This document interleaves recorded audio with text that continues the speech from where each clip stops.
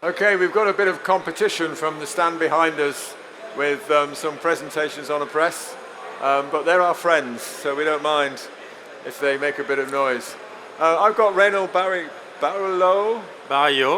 Barillot. Yeah. I never get it right. How many years have we known each other and I still haven't got it right? We wanted to talk about inkjet, we wanted to talk about packaging. What should our theme be, Raynald, for the next few minutes? I cannot hear you. You can't hear me. What should our theme be for the next few minutes? I think it will be very interesting first. We need to explore what is inkjet in digital. It's important. Since decades, we have seen a lot of announcements on the market. And Fujifilm is probably the biggest player in inkjet that will come with a real product. Okay. Is everyone hearing Raynald okay? Do we need to turn the volume up? It's okay. It's hard to hear each other, isn't it? I cannot hear you. I'm going to get closer. There we go. Okay. So, I've been working with inkjet and packaging for quite a few years with our JetPress 750S. So that's this one. We're avoiding doing PowerPoint slides today, just to keep it lively. And Raynald, you've been working with FP790. Yes. For how long? More than 3 years now. This product was launched in 2023, but the first prototype was built in 2021. Right, okay. And you've been instrumental in developing it in the direction it's going.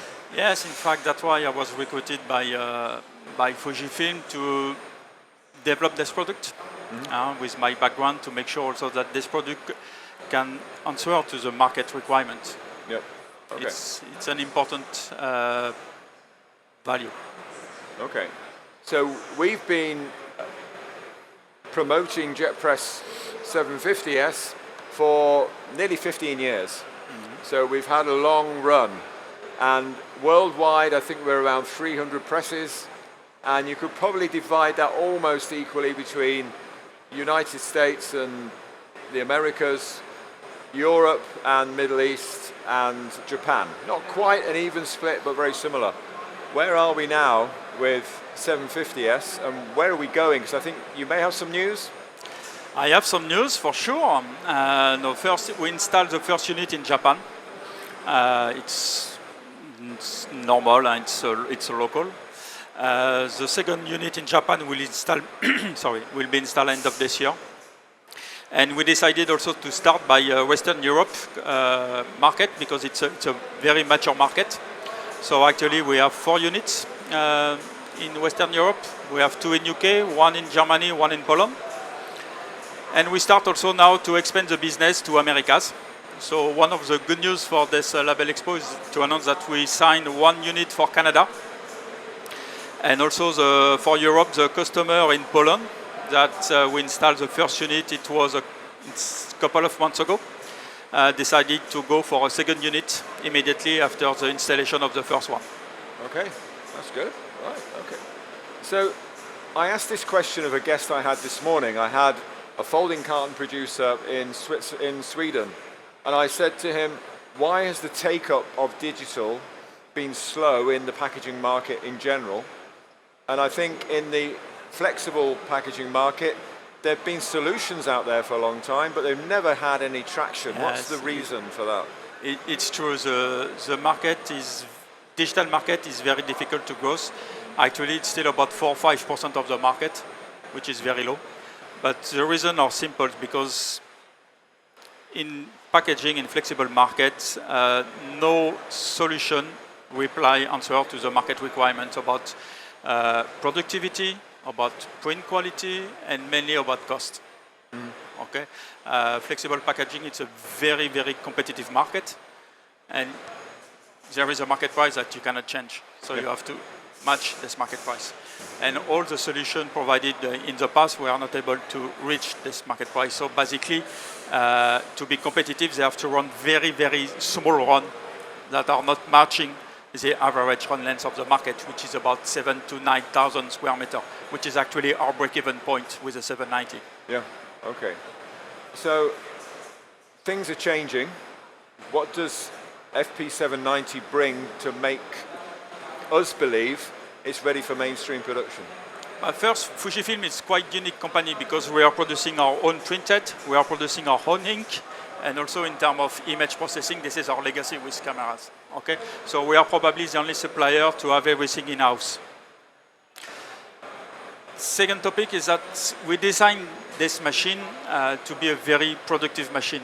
That means be able to run in 3 shifts, 7 days a week, which is also quite unique for digital because the mindset for digital in the past was really to proof machine for small order, for samples, but not a real productive machine. Yeah.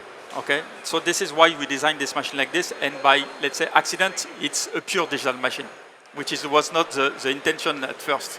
Yeah, okay. So, as far as what's new at the show, we have some things to talk about.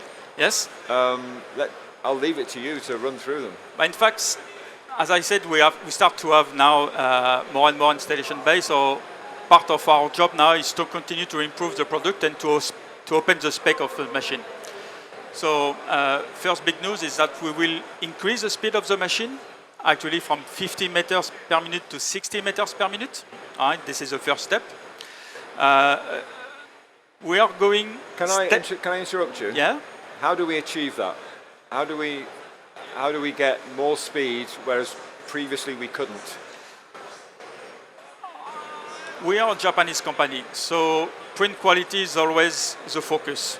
So when we design the machine with a chassis who can support 100 meters per minute. But we decided to go only to 50 to start to make sure that in any case, customer can print the best quality as ever. Okay, so now it's time for us to work with our customer, to work with our R&D in Japan to increase this speed to 60 meters. Perhaps in a few months it will be higher and higher, but step by step. So we haven't changed the quality, we haven't reduced the resolution? No, nothing. Okay, sorry, I interrupted you. No, it's a good remark, Mark. We are focused on print quality, okay? So we don't want to go too fast, okay?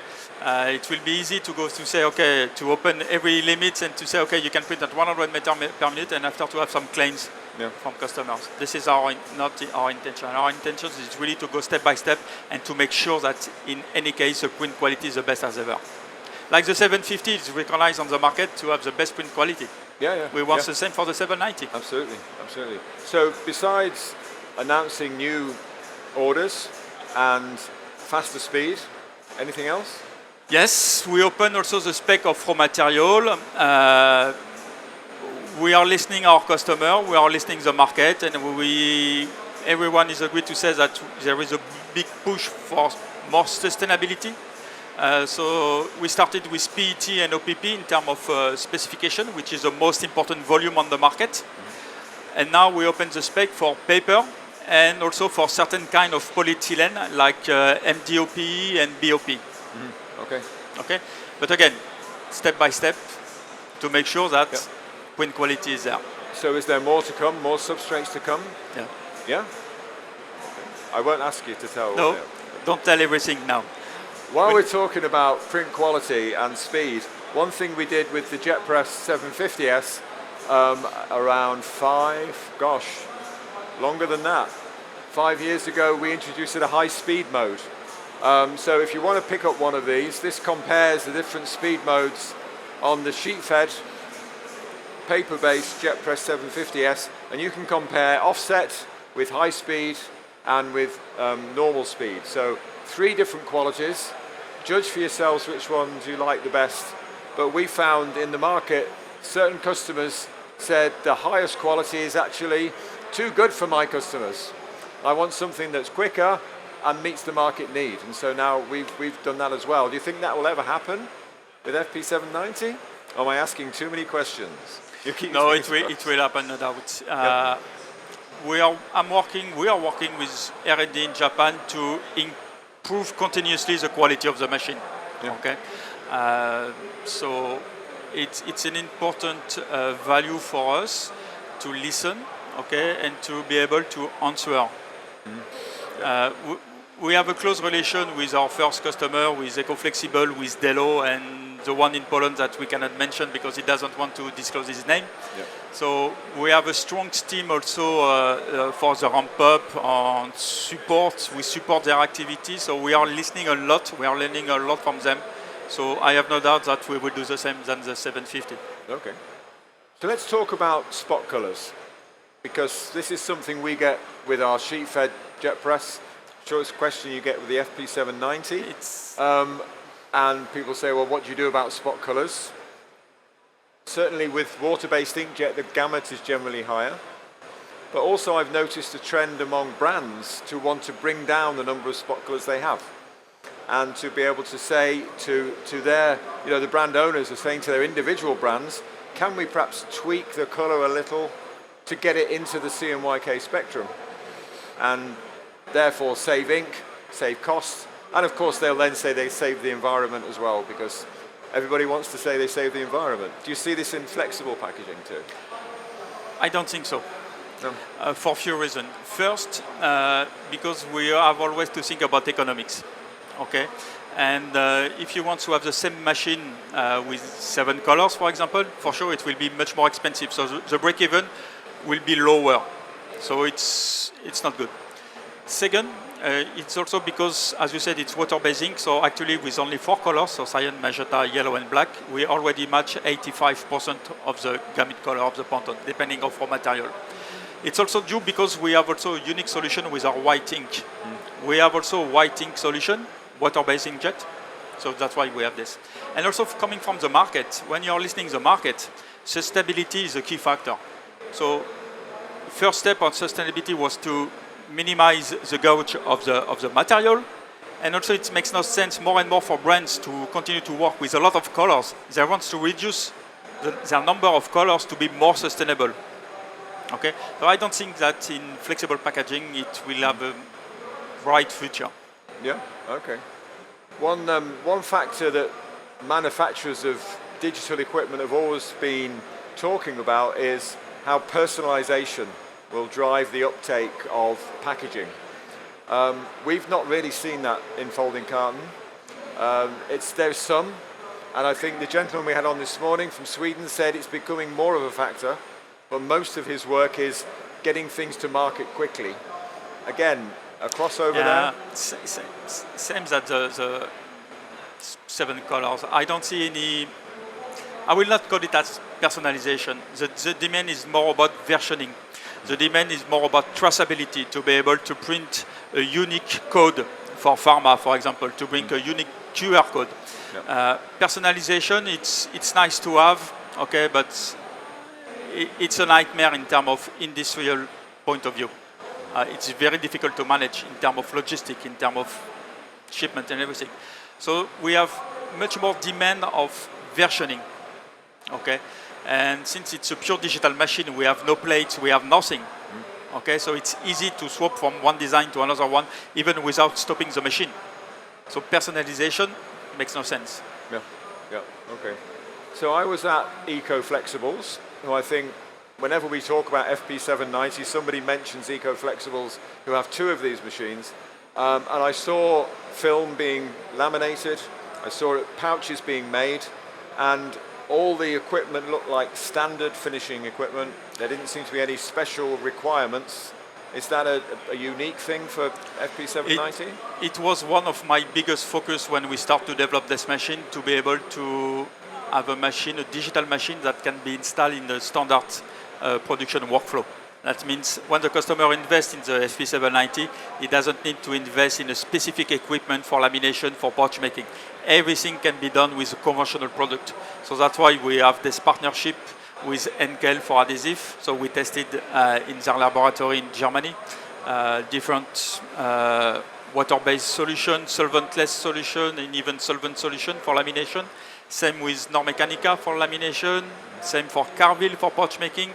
So EcoFlexible is really a good example. Okay, they installed the 2 FP790 in a very standard production environment. Yeah. The production speeds were 300 meters a minute for lamination and so on. And the same at Delo Detmer in Germany. They have 17 Flexo wide web machine. 17, it's enormous. And they produce now the 790 with the same workflow for lamination, for slitting, for pouch making, without even changing their adhesive for lamination. So, Raynald, you're on the leadership team for our inkjet and packaging products. What's the strategy for the future? Fujifilm changed dramatically their strategy, let's say 4 years ago. Now we want to promote the brand, Fujifilm, as a real brand, and our strategy is clear, is to be number one. So that's why we have a lot of various products, not only in digital, but also in conventional, in flexo. And we are quite unique on the market because we can propose conventional and analog solution and also digital. And it's quite unique because we can analyze the market of the customer, we can analyze the request of the customer, and we can advise him. It's better to go for flexo or digital. We are not pushing digital because we need to sell digital. Yeah. Okay.